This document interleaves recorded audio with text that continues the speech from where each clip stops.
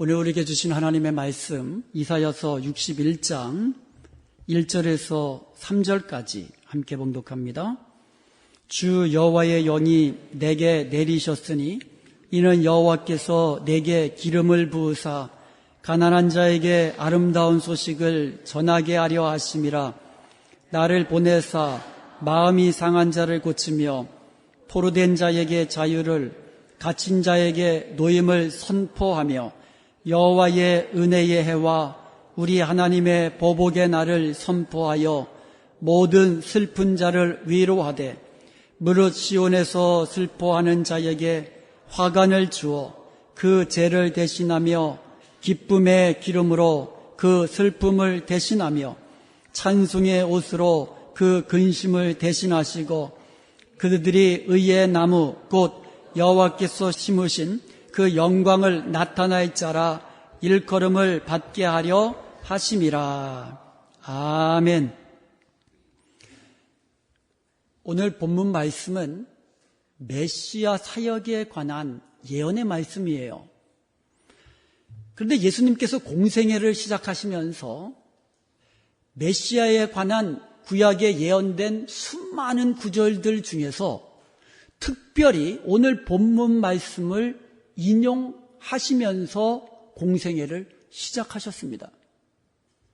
그러므로 오늘 본문 말씀이 상당히 중요한 의미를 가지고 있다는 것을 우리가 잘 알 수 있습니다.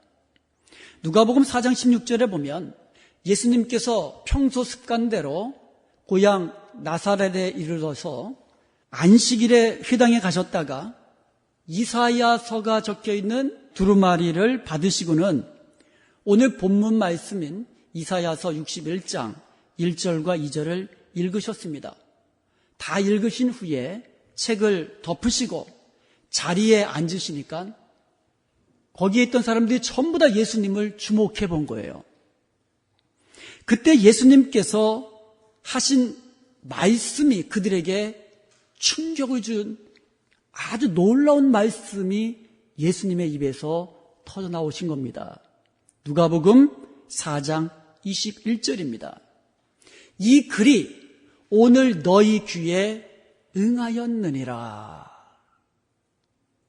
이사야서 61장 1절에서 2절까지 읽으시고는 사람들이 예수님을 주목하고 있는 그 상황에서 이 글이 오늘 너희 귀에 응하였느니라, 이루어졌느니라고 말씀하신 거예요.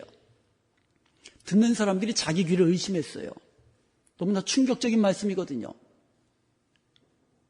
앞에 있는 사람이 자기들이 잘 알고 있는 목수인 요셉과 마리아의 아들인 것을, 고향이거든요. 잘 알고 있는 사람들이에요. 그런데 그들 앞에서 메시아에 관한 성경, 예언의 성경을 읽으시고는 너희들 앞에 지금 이루어졌다고 이 말씀을 하신 거예요. 그러니까 사람들이 메시아, 예수님이 자신을 메시아라고 하신 그 말을 분노로 받아들여서 모욕, 하나님을 모욕한다고 여기고는 예수님을 낭떠러지로 밀고는 떨어뜨리려고 했어요. 죽이려고 했습니다. 그만큼 오늘 본문 말씀은 메시아에 관한 예언이고 특별히 메시아 사역에 관한 예언의 말씀이라는 것을 우리가 알 수가 있는 겁니다. 그렇다면 예수님께서 공생애를 시작하시면서 오늘 본문 말씀을 인용하신 그 이유를 우리가 알 수 있겠죠?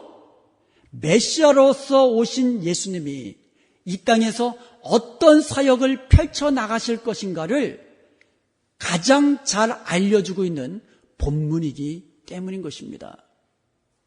먼저 예수님께서 메시아 사역을 이제 감당하실 때에 오늘 본문 말씀에 의하면 필요한 것이 있었습니다. 그냥 이제부터 나는 메시아로서의 사역을 시작한다, 이게 아니고요. 예수님이 메시아 사역을 시작하시면서 필요한 것이 있었는데 그게 1절에 나와 있습니다. 주 여호와의 영이 내게 내리셨으니 이는 여호와께서 내게 기름을 부으사. 이 말씀은 메시아 사역은 성령의 임재와 기름 부으심이 필요하다는 말씀이에요. 메시아 사역은 성령의 임하심과 기름 부으심으로부터 시작된다는 말씀인 줄로 믿습니다. 사실 메시아라는 말 그 자체가 기름 부음을 받은 자라는 뜻이에요. 이것을 헬라어로 하면 크리스토스, 이게 같은 말이에요. 우리는 보통 그리스도라고 하잖아요. 크리스토스, 메시아, 전부 다 같은 의미를 가지고 있는 단어들입니다. 우리가 보통 영어로 car 그러면 우리말로 자동차, 같은 의미를 담고 있죠. 그래서 메시아, 크리스토스, 그리스도라는 말이 다 기름 부음을 받은 자라는 의미를 담고 있는 단어들입니다. 성경에 보면 구약시대에 기름 붓는 의식을 통하여 취임하는 직분이 세 가지가 있습니다. 왕과 선지자와 제사장입니다. 그런데 이 세 가지 직분을 한 몸에 가지고 계신 분이 바로 예수 그리스도, 메시아이신 예수 그리스도십니다. 자기 백성을 다스리기는 왕으로 오셨습니다. 자기 백성에게 하나님의 말씀을 전해주는 선지자로 오셨습니다. 자기 백성의 죄를 대신하는 제사장으로서 성령으로 기름 부음을 받은 메시아가 바로 예수님이라는 그런 뜻입니다. 이사야서 11장 1절과 2절에 보면 메시아는 성령의 임하심과 기름 부음이 있을 것이라는 예언이 거기에도 기록되어 있습니다. 이새의 줄기에서 한 싹이 나며 그 뿌리에서 한 가지가 나서 결실할 것이라고 기록되어 있는데 이 말씀은 다윗의 후손으로 오실 예수님을 지칭하는 말입니다. 그런데 그 위에 여호와의 영, 성령이죠. 지혜와 총명의 영이요, 모략과 재능의 영이요, 지식과 여호와를 경외하는 영이 강림하시리니 기록되어 있어요. 실제로 예수님의 사역을 보면, 메시아로서의 사역을 감당한 예수님의 사역을 보면 성령이 임하시고 성령의 권능으로 모든 사역을 행하셨던 것을 우리가 볼 수가 있습니다. 예수님께서는요, 세례 요한에게 물로 세례를 받으실 때에 누가복음 3장 33절에 보면 성령이 비둘기 같은 형체로 예수님 위에 강림하셨다라고 기록되어 있어요. 이처럼 예수님은 물 세례를 받으시면서 공생애를 시작하셨는데 물 세례를 받으실 때에 하늘에서 성령이 예수님 위에 강림하는 것이 보였다라는 거예요. 누가복음 4장 1절과 2절에 보면 예수님은 성령의 충만함을 입어 요단강에서 돌아오셔서 이제 광야로 40일 동안 사탄에게 시험을 받으셨는데 거기에 보면 성령에게 이끌려 마귀에게 시험을 받으셨다고 기록되어 있어요. 그리고 누가복음 4장 14절과 15절에 보면 예수님은 성령의 능력으로 갈릴리로 돌아가셔서 그 소문이 사방에 쭉 퍼졌는데 여러 회당에서 다니시면서 가르치실 때마다 권세 있는 말씀으로 무사람에게 칭송을 받으셨다고 기록되어 있는 것입니다. 이처럼 예수님은요, 공생애, 메시아로서의 공생애를 시작하실 때부터 성령이 임하셨고 성령의 기름 부으심과 그 능력으로 행하셨던 것을 알 수가 있는 겁니다. 성령의 충만함을 입어 사탄의 시험도 물리치시고 성령의 충만함으로 성령의 능력으로 병든 자를 고치시고 천국 복음을 권세 있는 말씀으로 가르치신 줄로 믿습니다. 사도행전 10장을 보면은요, 예수 그리스도의 복음이 이방인들에게 공식적으로 흘러가는 그와 같은 아주 중요한 장인데요.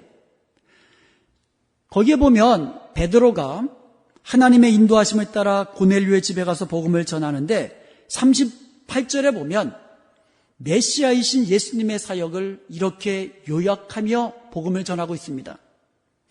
하나님이 나사렛 예수에게 성령과 능력을 기름 붓듯 하셨음에 하나님께서 예수님에게 성령과 능력을 기름 붓듯 하셨음에 그가 두루 다니시며 선한 일을 행하시고 마귀에게 눌린 모든 사람을 고치셨으니 이는 하나님이 함께 하셨다고 말씀하고 있습니다.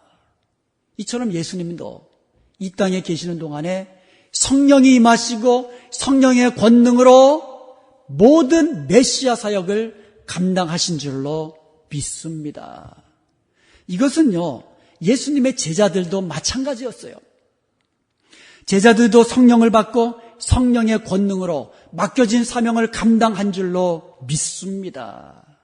예수님이 십자가에 죽으시고 부활하신 이후에 제자들은 예수님의 명령을 따라 약속하신 성령을 기다리며 예루살렘에 모여서 기도하면서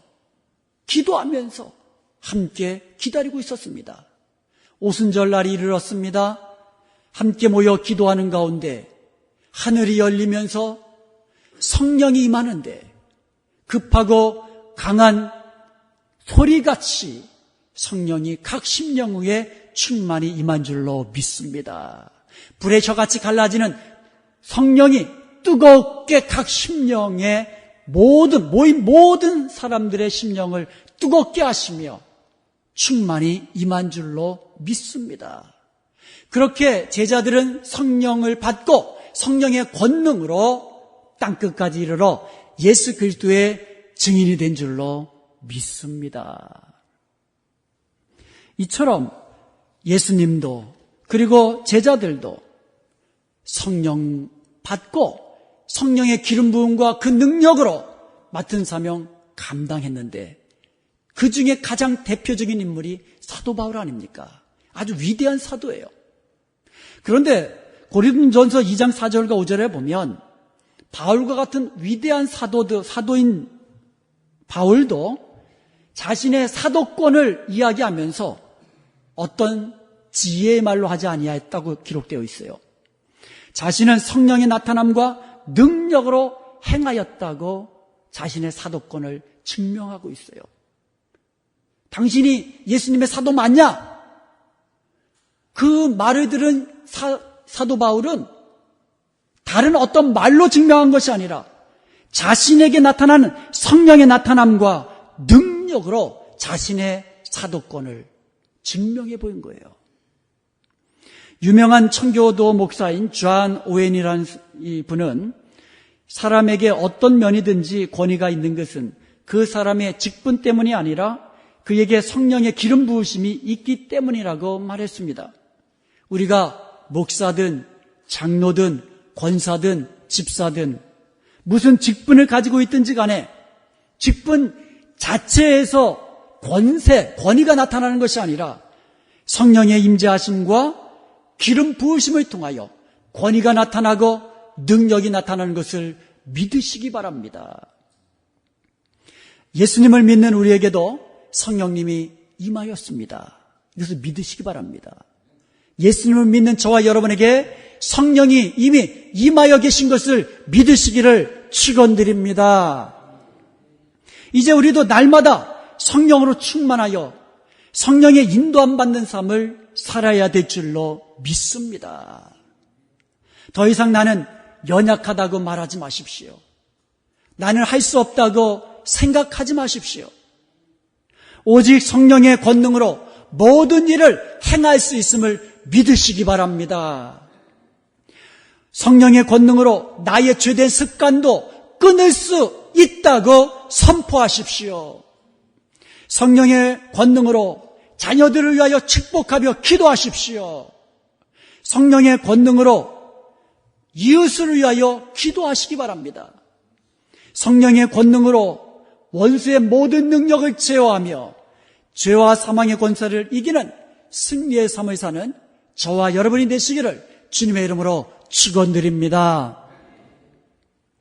그렇다면 성령의 임하심과 기름 부으심을 받은 메시아로서 이 땅에 오신 예수님께서 어떤 사역을 하셨는가?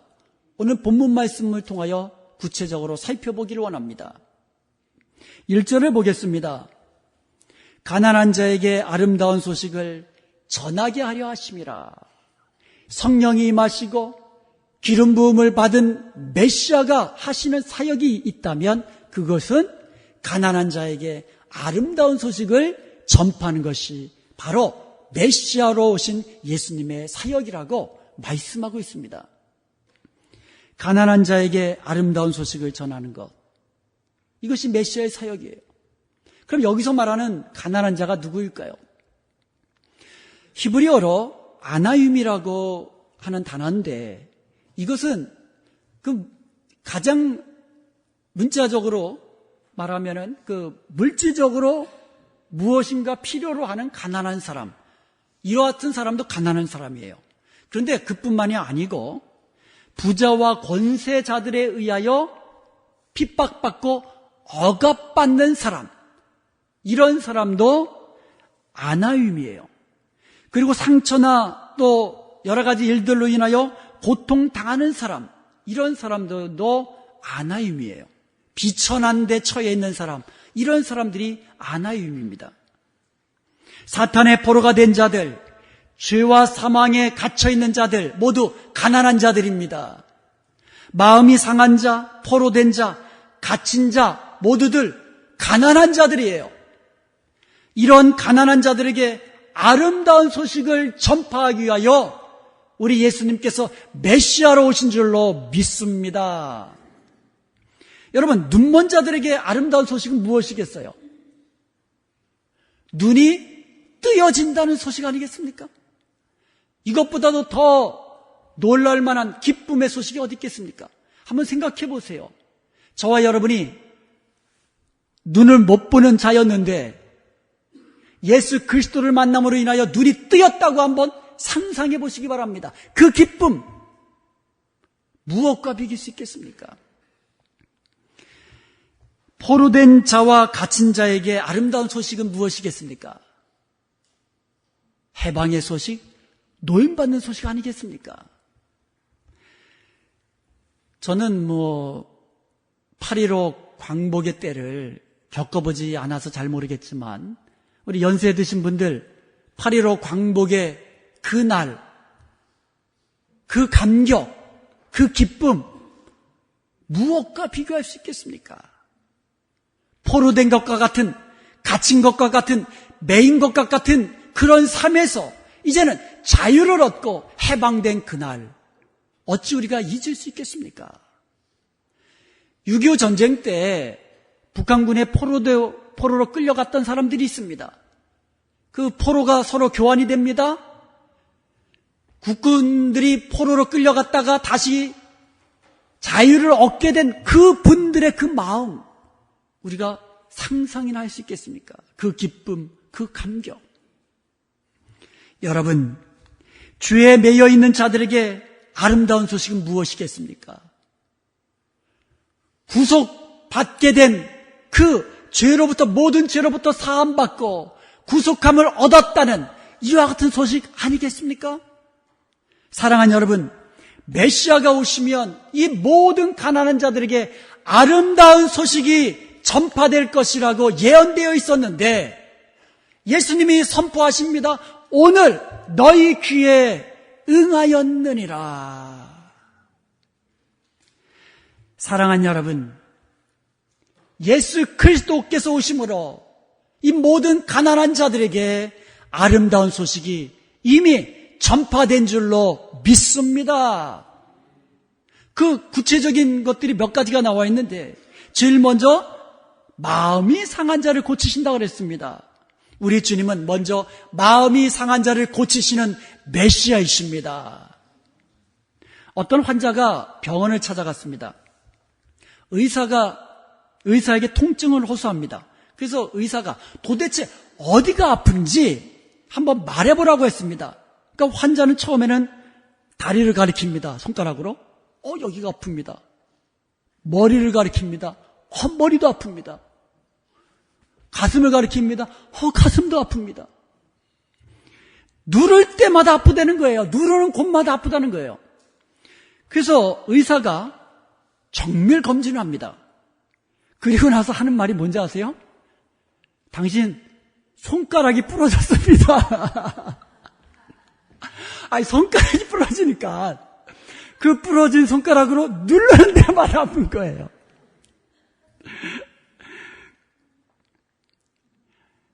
내 마음에 상처가 있으면 내가 어디를 가든지 아픈 거예요.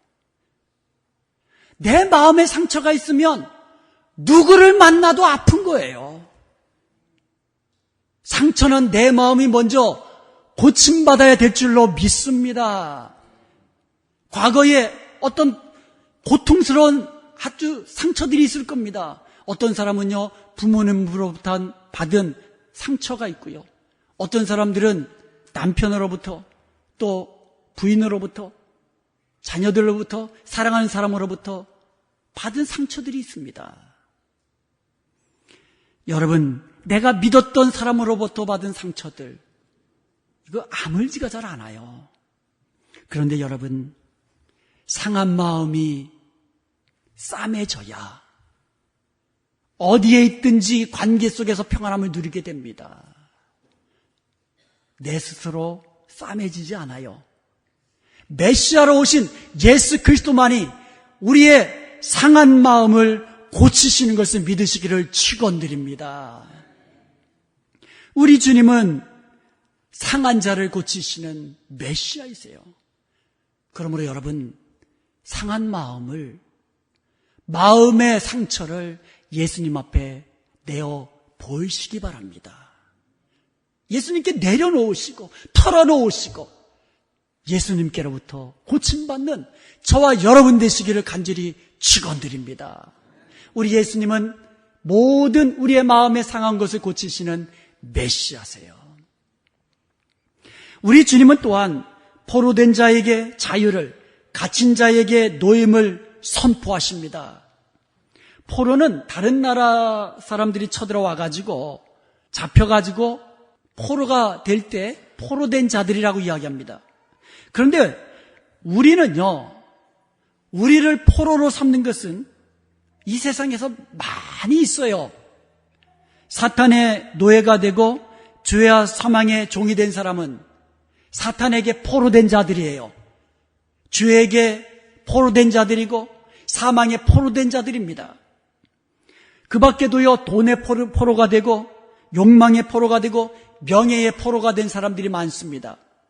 쾌락의 포로가 되고 알코올과 마약의 포로가 되고 심지어 나의 닫혀진 인격으로 인하여 포로된 사람들이 많이 있습니다. 여러분, 이것 모두가 우리를 포로로 내어놓는 것들이에요. 우리 인간은요, 하나님께서 지으실 때에 자유인으로 창조해 주셨습니다. 하나님을 섬기는 자유인으로 창조된 자들이에요. 하나님의 영광을 따라 지음받은 자유인들입니다. 그러나 아담의 타락 이후에 모든 인간은 사탄의 포로된 자들이 되었습니다. 죄와 사망의 매인자들이 되었습니다. 서로 죽이려고 하고요, 탐심 때문에 서로 속이려 합니다. 서로 상처를 주고 분열과 고통 속에 살게 된 것입니다. 벤자민 프랭클린은 빈 자루는 똑바로 서지 못한다라는 말을 했어요. 빈 자루, 비어있는 자루가 똑바로 설 수 없어요. 빈 자루는 스스로 아무리 애를 써도 똑바로 설 수가 없습니다. 그런데 빈 자루에 곡식이 꽉꽉 담겨지면 똑바로 세워지게 됩니다. 죄와 허물로 죽은 우리의 심령, 오랫동안 입은 상처로 인하여 메말라버린 우리의 심령은 우리 스스로 아무리 애를 써도 소생되지 아니합니다. 사탄의 소나기에 잡혀있는 우리 인생은 나 스스로 아무리 용을 써도 자유케 되지 않습니다. 자유함을 얻지 못합니다. 포로도 잡혀있는 자들은 행복하질 않아요.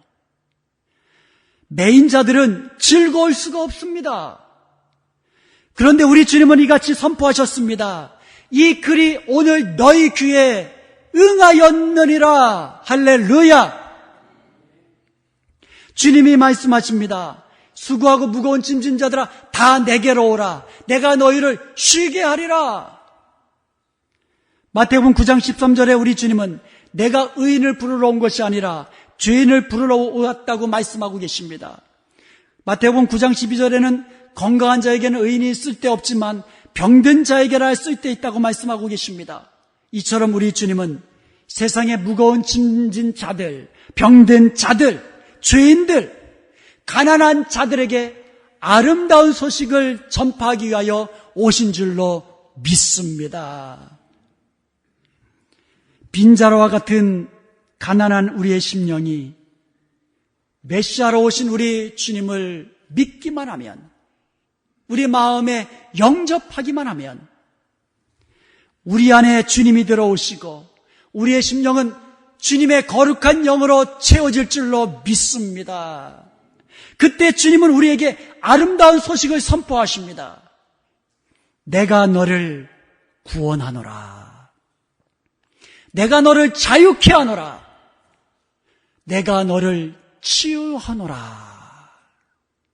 우리 주님은 창조주의 권능을 가지신 하나님이십니다. 전지하시고 전능하신 하나님이세요. 하나님의 입에서 나오는 말씀은 그대로 되는 줄로 믿습니다. 우리 메시아로 오신 예수님께서 아름다운 소식을 선포하실 때 그대로 되는 줄로 믿습니다. 이 아름다운 소식은 예수님을 믿는 저와 여러분에게 이미 선포된 줄로 믿습니다. 예수님은 이 땅에서 사역하실 때에 온 일생을 통틀어서 메시아 사역을 감당하셨어요. 병든 자들을 치료하셨고요. 갇힌 자, 포로된 자들에게 참된 자유를 주셨습니다. 세리와 죄인들의 친구가 되셨고요. 그들의 병든 영혼을 치유하셨습니다. 이처럼 주님을 만난 모든 사람들은 새롭게 변화된 삶을 살게 되었어요. 사마리아 성의 수가라는 마을의 여인 알고 계시죠? 이 여인이 예수님을 만났습니다. 그때까지만 해도 어떤 남자를 통해서도 만족함이 없는 갈급한 인생, 가난한 자로 살아왔습니다. 그런데 예수님을 만났습니다. 그 배에서 영원토록 솟아나는 생명수와 같은 영생을 주시는 예수님을 만난 이후에 갈급함이 사라졌습니다.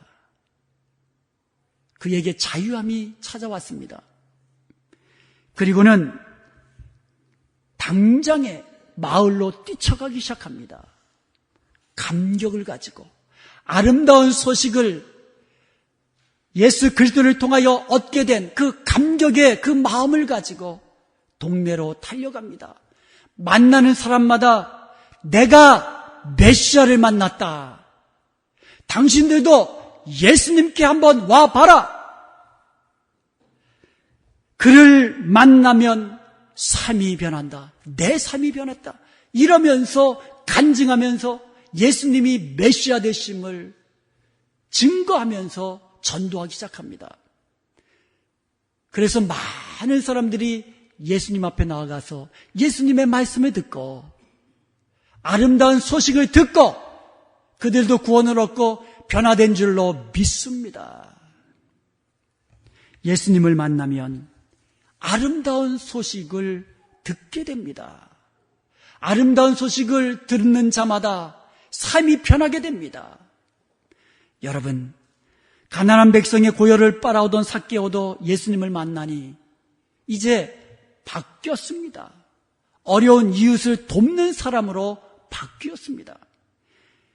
장녀로 부끄러운 인생을 사던 막달라 마리아가 예수님을 만난 이후에 아름다운 소식을 접한 이후에 그의 삶이 변하고 인생이 변하고 나아가 부활의 주님을 전파하는 사명자로서의 삶을 살게 된 줄로 믿습니다. 오네시모는 노예였습니다. 오네시모는요, 주인의 재산을 다 훔쳐가지고 도망친 노예였습니다. 이제 잡히면 모진 고초를 당하다가 죽게 되는 인생으로 바뀌었습니다. 항상 두려움에 쌓여 살아가는 인생에 놓이게 되었습니다. 그런 인생이 로마에서 바울을 만납니다. 복음을 듣습니다. 복음 안에서 아름다운 소식을 선포하시는 예수 그리스도를 만난 줄로 믿습니다. 그 이후로 그의 인생이 변했습니다. 무익한 종으로부터 바울의 조력자로, 바울과 함께 복음을 증거하는 동역자로 새롭게 인생이 변화된 줄로 믿습니다. 이제 바울이 오네시모의 모든 전후사정을 들은 이후에 친필로 편지를 씁니다. 그런 그 편지를 오네시모의 손에 쥐어주고는 주인이었던 빌레몬에게 돌려보냅니다. 오네시모는 그 바울의 편지를 들고는 자기가 도망친, 이제 잡히면 죽는 그 옛 주인에게로 돌아간 겁니다. 근데 바울은 그 편지에서 오네시모를 이렇게 소개합니다. 빌레몬서 10절에 갇힌 중에 낳은 아들 오네시모라고 이야기합니다. 바울이 갇힌 중에 자기가 영적으로 낳은 자기 아들이라고, 아들처럼 사랑하고 애정을 가지고 아끼는, 바울에게 없어서는 안 될 소중한 아들 같은 존재라고 오네시모를 소개하고 있습니다. 11절과 12절에는 그가 전에는 내게 무익하였으나 이제는 나와 내게 유익한 자가 되었다고 이야기합니다. 이제는 나의 신복이라고 이야기합니다. 바울의 마음을 알고 바울처럼 예수 그리스도의 복음을 위하여 달려가기로 작정한 신복이라고 그렇게 소개하고 있습니다. 너무나 귀중한 존재, 너무 소중한 존재, 이제는 없어서는 안 될 유익한 자라고 소개하고 있는 겁니다. 16절에 보면은 이제 오네시모가 가거든 그를 이젠 더 이상 종처럼 여기지 말고 나처럼 사랑받는 자로 그렇게 여기고 영접하라고, 그렇게 대해달라고 당부를 하고 있습니다. 여러분, 사도 바울이 가면 빌레몬이 어떻게 하겠습니까? 뭐 버섯벌로 뛰어나간다 그러잖아요. 우리 사도 바울님 오셨다고 얼마나 영접하며 기쁨으로 모셔드리겠습니까? 그처럼 오네시모를 대하라고 그렇게 부탁하고 있어요. 이제 오네시모는 바울의 편지를 들고 빌레몬에게 갑니다. 이것은 그의 입장에서 보면 죽기를 각오한 정말 엄청난 모험이에요. 빌레몬이 죽이고자 하면 죽어야 되는 그와 같은 위치입니다. 복음 안에서 죽기를 각오하고 자신의 옛 주인에게로 돌아온 것입니다. 그랬다가 오네시모는요, 그 이후에 바울의 뒤를 이어 하나님 나라 복음을 위하여 귀하게 쓰임받는 놀라운 주의 종으로 쓰이게 된 줄로 믿습니다. 바울과 빌레몬에게 유익한 자뿐만 아니라 하나님에게 있어서도, 하나님 나라에 있어서도 유용한, 소중한, 존귀한 자로 변하게 된 줄로 믿습니다. 이것이 복음의 능력이에요. 이것이 아름다운 소식을 전해 들은 자에 나타나는 변화된 모습인 줄로 믿습니다. 사랑하는 여러분, 저와 여러분도 이제 예수 그리스도를 통하여 복음이 우리 가운데, 아름다운 소식이 내 안에 전파되고 내 안에 선포된 줄로 믿습니다. 이제 우리도 마찬가지로 변화된 삶을 살아야만 합니다. 더 이상 과거의 실패와 상처와 고통 속에 매여서 살아가는 그와 같은 존재가 아니라는 것입니다. 이제는 성도라면, 아름다운 소식이 선포된 성도라면 과거에 아팠던 상처와 슬픔과 고통에서 이제는 자유함을 누려야 될 줄로 믿습니다. 마음의 아픈 상처로부터 이제는 치유함 받아야 될 줄로 믿습니다. 노임 받으십시오. 끊으십시오. 고통뿐인 인생이라고 한숨 짓는 그 사람들도 메시아이신 예수님을 믿으면 아름다운 소식을 전해 듣게 됩니다. 진정한 기쁨을 맛보게 되고 변화된 삶을 누리게 되는 줄로 믿습니다. 그러므로 이제는요, 하나님의 사람으로 유익한 자로, 쓰임받는 자로, 자유인으로 새롭게 변화받았다면 이제 우리도 예수님의 뒤를 이어서 아름다운 소식을 전하는 자로 살아야 될 줄로 믿습니다. 우리 주위에 아직도 마음의 상처로 인하여 아파하는 자들이 많이 있습니다. 죄와 사망에 얽매여서 죽어가는 심령들이 너무나 많습니다. 사탄의 노예로 포로된 자로서 살아가고 있는 그러한 자들이 널려 있습니다. 그런 가난한 자들에게 아름다운 소식을 전파해야 하는 그와 같은 사명이 저와 여러분에게 이제 놓여 있는 줄로 믿습니다. 이것이 우리의 몫이에요. 사랑하는 여러분, 메시아로 오신 예수님께서 징계를 받음으로 저와 여러분이 평화를 누리는 것이에요. 예수님이 채찍에 맞으심으로 저와 여러분이 나음을 입은 것입니다. 예수님이 십자가에 죽으심으로 저와 여러분이 죄악 가운데서 구속함을 받은 줄로 믿습니다.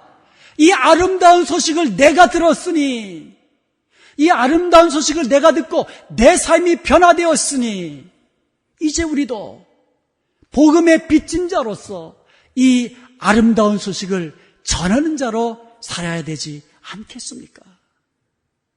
사랑하는 여러분, 저와 여러분은 아름다운 소식을 듣고 마음의 상처가 씻음받은 사람들이고 우리의 죄악과 우리의 모든 아픔에서부터 자유함을 받은 그러한 사람인 것을 기억하십시다. 그러므로 이제부터 참 자유를 누리며 기쁘고 행복하게 사십시다. 자유자가 누리는 그 기쁨을 누리며 사십시다.